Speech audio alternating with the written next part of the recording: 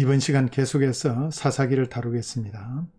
이제 사사기의 신학적 메시지를 보도록 하겠습니다. 첫 번째 신학적인 메시지는 카리스마적 리더십의 본질을 다루고 있습니다. 사사들은 직분을 상속받거나 공식적인 방법을 통해 임명된 것도 아니었고 기름 부음 받아 임명된 것도 아니었습니다. 그들은 카리스마적 지도자로 일컬어지는데 이는 하나님께서 필요한 때에 이들을 세우셔서 이스라엘을 구원하셨기 때문입니다. 사사들의 가장 두드러진 역할은 군사적인 것이었습니다. 사사들은 이스라엘을 억압하던 적들을 무찌르고 구원했습니다. 사사들이 공무를 수행했다는 기록은 거의 없지만은 어떤 논쟁거리가 생겼을 때 그 해결을 위해서 사사를 찾았다는 점을 추측할 수 있습니다. 예를 들면 드보라 같은 경우이죠. 사사들이 영적 기능을 했다는 증거도 빈약합니다. 드보라가 처한 상황은 문제가 다릅니다. 그녀는 선지자였습니다. 여선지자였죠. 사사들은 회막이나 언약궤와는 아무런 연관성이 없습니다. 또한 그들은 백성들에게 하나님께 돌아오도록 회개를 촉구하지도 않았습니다. 기드온이나 입다, 삼손 등은 말을 통해서 하나님을 인정했지만 이들은 치명적인 실수를 범하기도 했습니다.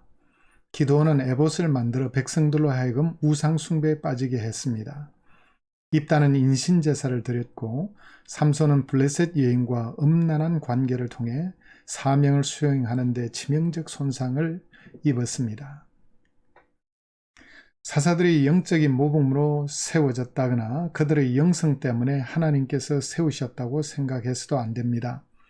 그렇다고 사사들이 믿음으로 행하지 않았다고 주장해서도 안 됩니다.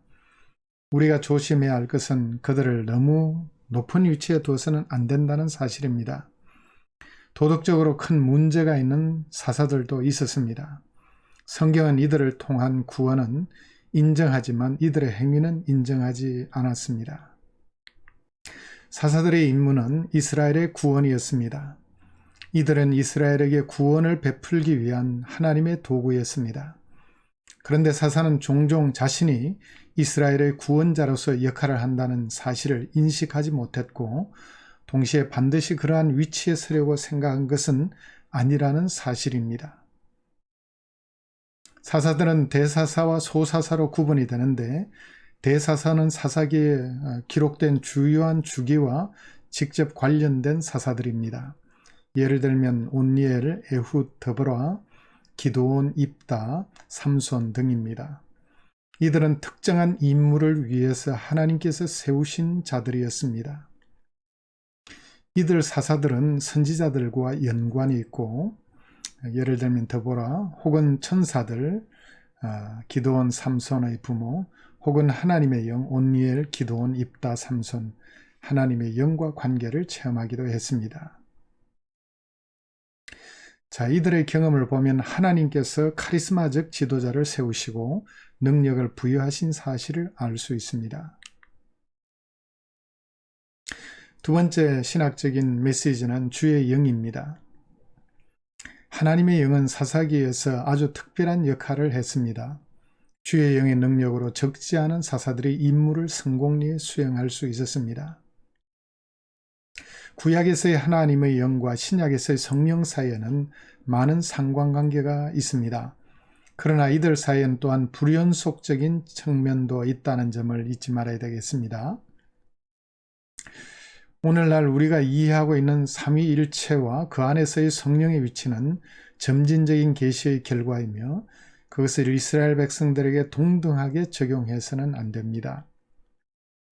사사시대의 여호와의 영에 대한 이해는 오늘날처럼 독립된 인격으로서가 아니라 여호와 하나님의 능력의 발출로서 또는 그 권위의 연장으로서 이해한 것 같습니다. 이런 점에서 여호와의 손과 같은 존재로 인식하고 있었습니다. 자, 이런 불연속성은 단지 인식의 차이이지 실체가 바뀐 것은 아닙니다. 구약의 하나님의 영이 신약에서의 성령인 것을 우리는 믿습니다.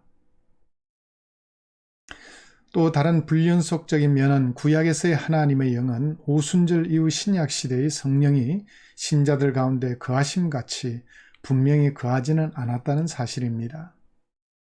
사사기는 하나님의 영이 개인들에게 능력으로 임재했다고 말하고 있습니다. 이러한 임재는 성령 세례와 같은 것이 아니며 또한 동시에 영적인 중생을 의미하는 것도 아니었습니다. 구약 성경은 하나님의 영이란 말을 선지자들에게 능력을 주고 권위를 부여할 때 가장 자주 사용했습니다. 브살렐에게 성막을 꾸밀 수 있는 지혜를 주었습니다. 다윗과 사울에게는 이스라엘을 통치할 수 있는 권위를 부여하셨습니다. 사사기의 대부분 하나님의 영은 사사들의 군사적인 영웅적 행위와 관련되어 나타났습니다. 기드온, 입다, 후일, 사울왕의 경우에 하나님의 영은 군대가 소집되기 전에 언급되었습니다. 이 경우 사사들에게 다른 지파들과의 협력을 요청할 수 있는 권위를 부여했음을 보여줍니다. 예를 들면 기드온 같은 경우에도 또 입다 같은 경우에도 여호와의 영이 임하자 이들은 군인들을 소집할 수 있는 능력이 임해서 각 지파로부터 군인들을 모을 수 있게 되었습니다. 군대를 전쟁터로 불러 모을 수 있는 것은 하나님의 특별한 특권이었습니다. 따라서 성공적으로 군대를 소집한 사람은 하나님으로부터 능력을 부여받은 사람입니다. 세 번째 신학적인 주제는 이스라엘의 배교입니다. 하나님께서 이스라엘 백성들을 애굽 땅에서 큰 기적을 베풀어 구원하셨고 홍해를 갈라지게 하셨고 시내산에서 율법을 주셨고 광야 40년간 인도하셨고 가나안 땅을 주셨고 그곳에 정착하게 되었습니다. 그런데 어떻게 해서 그들은 하나님을 떠나 등을 돌리게 되었을까요? 자, 이를 이해하기 위해서 먼저 이스라엘 백성들이 유일신 사상을 갖게 된 것이 그리 오래되지 않았다는 사실을 먼저 기억할 필요가 있습니다. 여호와가 그들의 수호신으로 인식되었지만 시내산에서 율법이 주어지기 전에는 그들에게 여호와만 경배하라는 율법이 없었습니다. 이스라엘 백성들이 광야에 있을 때에도 다른 신들을 섬기기도 했습니다. 출애굽기 32장, 민수기 25장 등에 나옵니다. 이스라엘 백성이 애굽에서 보낸 400년 동안 오직 여호와만 섬겼다고 생각할 수 없습니다. 따라서 시내산 경험은 이스라엘에게 전혀 새로운 개념을 주었을 것입니다. 오직 여호와만 섬기라, 십계명을 통해서 주어진 것이죠. 자, 이스라엘 백성들이 애굽에 살면서 황금 송아지 숭배하는 것을 많이 보았을 것입니다. 그래서 아론이 황금 송아지를 만들어서 여호와라고 섬기게 된 것이죠. 그래서 어떤 의미에서는 이스라엘에 사는 동안 여호와 하나님도 알고 있었지만은 이집트 신들에 물든 이들의 모습을 추측해 볼 수 있습니다.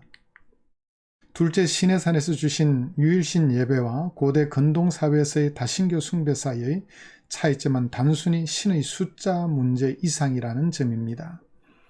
유일신 사상은 신에 대한 개념에 있어서 전혀 새로운 관점을 제공했습니다.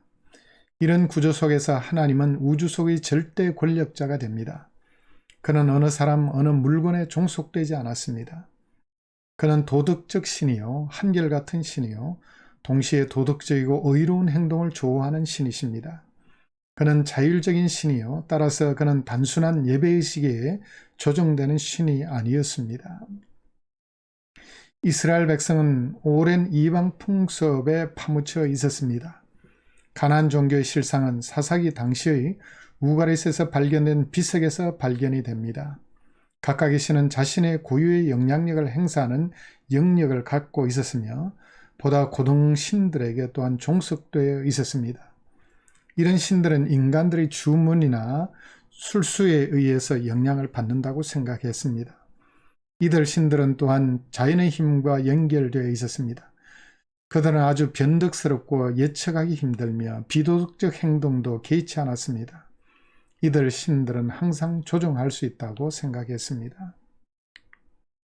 이스라엘의 유일신 사상과 가나안의 다신교주의는 상호 배타적이었습니다. 시내산에서 계시된 유일신 사상은 대부분의 이스라엘 백성들이 단순히 받아들이기에는 복잡한 철학적 조정기가 필요했습니다. 이스라엘 백성들이 가나안에 들어갔을 때 가나안 종교는 이스라엘 백성들의 신개념에 상당한 영향을 미쳤습니다. 이스라엘은 가나안 신들을 예배했을 뿐만 아니라 선지자들이 계속 지적하듯이 그들의 하나님을 가나안의 이방 신들 중에 하나로 여겼습니다. 이스라엘은 사사시대에도 그들의 역사를 기억했지만 그들이 하나님의 율법을 준행했다는 증거는 없습니다. 이런 비참한 결과는 제사장들에게 큰 책임이 있습니다. 제사장들의 실패는 곧 제사장들의 영향력이 크게 쇠퇴되는 결과를 초래하게 되었습니다. 이제 사사기의 내용을 개관하도록 하겠습니다. 자, 1장 1절에서 2장 5절까지는 이스라엘 배교 행위의 배경을 밝히고 있습니다. 유다와 시므온 지파가 가나안 사람과 브리스 사람을 무찔렀지만 낮은 지대에 살고 있는 거민들은 철병거로 방배하고 있었기 때문에 쫓아내지 못했습니다. 베냐민은 여부스 사람들을 쫓아내지 못했습니다.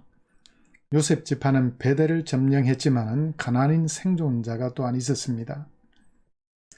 므낫세, 에브라임, 스불론, 아셀, 납달리, 단 지파 등이 정복하지 못한 지역을 또한 열거하고 있습니다. 나중에 강성한 후에도 이들을 몰아내지 않고 부역군으로 삼았습니다. 이는 뭐를 의미합니까? 자, 하나님은 이들을 멸절하라고 말씀하셨는데 이들을 사용하니까 좋지요. 그래서 경제적인 이익을 위해서 이들을 사용하고 했습니다. 그러다가 결국 우상숭배에 물들게 된 것이죠. 여호와의 사자가 복임해서 이스라엘 백성들을 책망합니다. 가나안족을 진멸하는 명령을 불순종한 것을 책망합니다. 이들의 찌르는 가시가 되고 우상숭배의 올무가 될 것을 예언했습니다. 이때 이스라엘 백성들은 통곡했습니다. 그래서 복임이란 말이 여기서 유래한 것입니다. 2장 6절에서 3장 6절에는 배경의 패턴과 결과를 보여주고 있습니다. 여호수아 당대의 사람들이 죽은 후에 일어난 새로운 세대는 여호와를 알지 못했습니다. 이스라엘의 자녀 세대의 교육의 실패함으로 말미암아 타락의 가장 큰 원인을 제공하게 된 것입니다. 자, 이를 보면은 우리가 자녀 교육할 때 정말 철저히 여호와 신앙으로 우리의 자녀들을 무장시켜야지만이 우리의 신앙이 후대에 전수될 수 있음을 분명히 알 수 있습니다. 이스라엘 백성들이 바알과 아스타롯을 섬겼습니다. 그래서 주님께서 약탈자의 손에 넘기시게 됩니다. 그리고 사사들을 세워 약탈자들로부터 하나님은 구원해 주십니다. 자, 이들이 부르짖게 될 때 사사들을 세워서 약탈자들로부터 구원하시죠. 사사들이 죽은 후에 더욱더 타락하여 다른 신들을 섬기게 됩니다. 하나님께서 이스라엘 백성들이 하나님의 계명을 지키는지 시험하실 것이라고 말씀하고 있습니다. 자, 이 사이클이 반복해서 나타나고 있습니다. 하나님께서 이스라엘 백성을 시험하시려고 남겨둔 백성들은 블레셋 다스 통치자들과 가나안 사람들과 시돈 사람과 히위 사람들이라고 밝히고 있습니다. 결과 이스라엘 백성들은 가나안 7족속과 섞여 살면서 서로 통혼하고 그들의 신들을 섬기면서 살았습니다. 자, 이 도표는 사사들 이름과 함께 그들의 출신 지파와 괴롭힌 족속, 고난의 기간, 안식 기간 등을 밝히고 있습니다. 자, 첫 번째 사사 온니엘은 사사기 3장에 나오는데 유다 지파 출신이고 메소포타미아 구산 리사다임이 괴롭혔습니다. 그래서 8년 동안 고난을 당했는데 온니엘이 구원하고 40년간 안식을 누리게 됩니다. 그 다음 두 번째 사사는 에웃인데 3장에 기록되어 있고 그는 베냐민 지파 출신이고 괴롭힌 족속은 모압족입니다. 18년 동안 괴롭혔고 사사 에웃이 구원한 다음에 80년간 평안을 누리게 됩니다. 그 다음 소사서 3갈이 나타나서 3장에 기록되어 있는데 그가 구출한 민족은 블레셋 사람들로부터 이스라엘 백성들을 구출하게 되었습니다. 자, 더불어는 4장과 5장에 나오는데 에브라임 지파 출신입니다. 괴롭힌 민족은 가나안 족속이었는데 구출하게 되었고 20년 동안 고통을 당했습니다. 그 다음에 40년간 평안을 누리게 되었습니다. 그 다음 기드온이 나타나서 6장에서 8장에 기록이 되어 있는데 므낫세 지파 출신이고 괴롭힌 족속은 미디안족, 주로 미디안이 주축이 된 족속이었습니다. 다른 족속들도 함께 있었죠. 고난기간은 7년이었고 40년간 안식을 누리게 됩니다.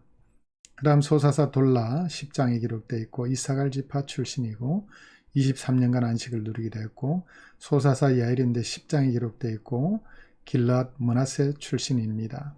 22년간 안식을 누리게 되었고 그 다음 입다 대사사 입다인데 10장에 기록되어 있습니다. 길랏 므낫세 지파 출신이고 암몬족으로부터 구원하게 되고 24년간 안식을 누리게 되었습니다. 그 다음 소사사 입사넬론 압돈이 나타나는데 12장에 기록되어 있고 지파는 유다, 스불론, 에브라임입니다. 각각 7년, 10년, 8년간 안식을 누리게 됩니다. 그 다음 삼손이 나타나게 되는데 13장에서 16장에 기록되어 있습니다. 단지파 출신이고 괴롭힌 족속은 블레셋 족속이고 고난기간은 40년간 괴롭힘을 당하게 됩니다. 삼손이 구원한 다음에 20년간 평안을 누리게 되었습니다. 자, 이제 사사들의 출신 지역을 보도록 하겠습니다.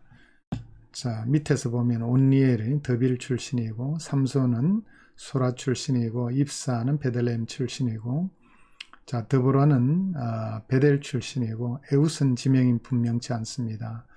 압도는 비라돈 출신이고 돌라는 사밀 출신이고 기도는 오브라 출신이고 엘로는 림몬 출신이고 삼갈은 베다낫 출신입니다. 야일은 가온 출신이고 입다도 분명치 않습니다. 자, 이렇게 각 지역에서 골고루 나온 것을 알 수 있습니다. 6장에서 8장에 나타나는 기도원 사이클을 실례로 한번 보겠습니다. 자, 범죄 사실이 6장 1절에 기록되어 있습니다. 이스라엘 자손이 또 여호와의 목전에 악을 행하였으므로라고 말씀합니다. 여기서 목전에서 악을 행했다는 말은 우상 숭배를 가리키는 것입니다. 그래서 하나님께서 징계하신 사실이 1절에서 6절에 기록되어 있습니다. 여호와께서 7년 동안 그들을 미디안의 손에 넘겨주시니라고 말씀하고 있습니다. 이게 적은 미디안이 대표적인 적이고 아말렉 동방 사람들도 함께 공격해 와서 토지소산을 멸하고 그리고 소와 양과 나귀를 빼앗아가고 남기지 않았습니다. 그래서 이스라엘 백성들이 심히 궁핍한 삶을 살게 되었습니다. 그래서 이스라엘 백성들은 고통 가운데 여호와께 부르짖습니다. 이에 이스라엘 자손이 여호와께 부르짖었더라 라고 말씀하고 있습니다. 그 다음 6장 11절에서 40절에는 기도원을 사사로 부르신 내용을 자세히 기록하고 있습니다. 자, 사사를 부르신 내용에 대해서 이렇게 자세하게 나오는 경우도 있고 간단하게 나오는 경우도 있습니다만은 자, 기도원을 부른 내용은 아주 자세히 나옵니다. 하나님께서 그와 임재하겠다는 약속을 하셨고 또 하나님께서 이스라엘 백성들을 구출하는 사명을 그에게 주셨고 이때 기도원은 또 표징을 요청합니다. 그래서 여호와의 사자에게 표징을 요청하면서 고기와 무교병을 가져오자 여호와의 사자가 고기와 무병 위에 지팡이를 내자 불이 타서 없어지게 됩니다. 그때 사자도 없어지게 되죠. 그래서 이 표징을 보고 여호와를 보았다고 기도원은 또 심히 두려워하게 되죠. 또 하나님께서 바알과 아세라를 찍으라고 명하십니다. 그래서 밤에 바알과 아세라를 찍고 또 여호와의 영이 기도원에게 임하자 무리가 그를 따르게 됩니다. 자, 전쟁을 앞두고 구원의 표적을 또 요청합니다. 그래서 양털 뭉치 시험을 하게 됩니다. 양털 뭉치에만 이슬이 내리기를 기도하고 그 다음에는 양털 뭉치만 빼고 나머지 지역에 이슬이 내리도록 요청을 합니다. 자, 이런 과정을 통해서 하나님께서 함께 하심을 그는 확인했습니다. 아주 세심한 사람입니다. 자, 7장 8장에는 기도원의 승리를 다루고 있습니다. 하나님께서 기도원에게 군사가 너무 많다고 얘기합니다. 32,000명이 모였는데 자, 두려워하는 자를 보내고 나니까 10,000명이 남습니다. 너무 많다고 합니다. 300명으로 줄이게 되는데 왜 이렇게 많이 줄이게 됐냐? 이스라엘 백성들의 군사의 능력으로 구원했다는 말을 하지 못하도록 하나님께서 구원하셨다는 사실을 보이기 위해서입니다. 또 기드온이 승리를 확신할 수 있도록 미디안 진영에 밤에 내려가서 병사들이 꿈꾼 얘기를 하는 것을 듣게 됩니다. 보리떡 한 덩어리가 내려 굴러와서 이 미디안 진영을 완전히 파괴하는 꿈 얘기를 듣고 하나님께서 승리를 주실 것이라는 확신을 갖게 됩니다. 기드온의 300용사는 나팔과 항아리와 횃불만 들고 가서 제자리에 서서 횃불을 치켜들고 항아리를 깨고 그리고 나팔을 불면서 외치게 될 때 자기들끼리 싸워서 망하게 됩니다. 실패하게 됩니다. 그리고 기드온이 계속 적들을 추적하면서 환대를 거부한 숫곳 버누엘 사람들을 징계하게 됩니다. 이는 이스라엘 백성들의 한 무리들인데 자신들을 환대하지 않았다고 징계하고 이들을 죽이게 된 것은 기드온의 실책 중에 하나입니다. 기드온의 더 큰 실책은 금부치를 달라고 해서 에봇 우상을 만들었는데 결국 이 에봇 우상을 이스라엘 백성들이 숭배하게 됩니다. 그래서 이스라엘 백성들의 올무를 제공하게 되었습니다. 대승리 이후에 이렇게 큰 실수를 하게 됩니다. 기드온이 정복한 이후에 40년간 평안을 누린 내용을 말씀하고 있습니다. 그렇게 해서 기드온 대사사들이 활동한 사이클을 그대로 반복하고 있는 것을 보게 됩니다. 기드온이 죽은 후에 이스라엘 백성들이 다시 우상 숭배로 빠졌다는 내용이 이어서 나오고 있습니다. 17장과 18장에는 이스라엘의 종교적 타락상을 보여주고 있습니다. 에브라임 산간지방에 살던 미가라는 한 사람의 이야기를 얘기합니다. 그는 어머니에게 돈을 훔치게 되는데 어머니에게 훔친 돈 때문에 저주가 두려워서 어머니에게 돈을 돌려주자 어머니는 은돈 200냥으로 우상을 만듭니다. 그리고 개인 신당을 만들어서 에봇과 드라빔 신상도 두고 아들 중에 하나를 제사장으로 세웁니다. 그리고 우상을 여호와 신앙으로 믿고 섬기게 됩니다. 에봇과 드라빔을 여호와로 믿고 있는 이 신앙 상태 얼마나 종교적으로 타락했습니까? 또 아들 중에 아무나 하나를 제사장으로 세웁니다. 제사장은 레위인이라 되어 있는데 아론계 자손이라 되는데 아무나 제사장으로 세웁니다. 정말 영적으로 타락한 모습을 보게 됩니다. 베들레헴에서 레위인이 한 사람이 오자 그를 또한 제사장으로 고용합니다. 왜 고용했느냐? 레위인이 제사장이 되었으니 주님께서 복을 주실 것이라고 믿었습니다. 완전히 기복적인 신앙인의 모습입니다. 레위인이 제사장이 되었으니 이제 복 주실 것이다.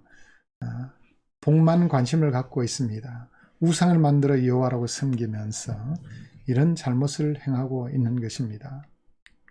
나중에 단지파 사람들이 이주하면서 미가의 집에서 우상들을 훔쳐갑니다.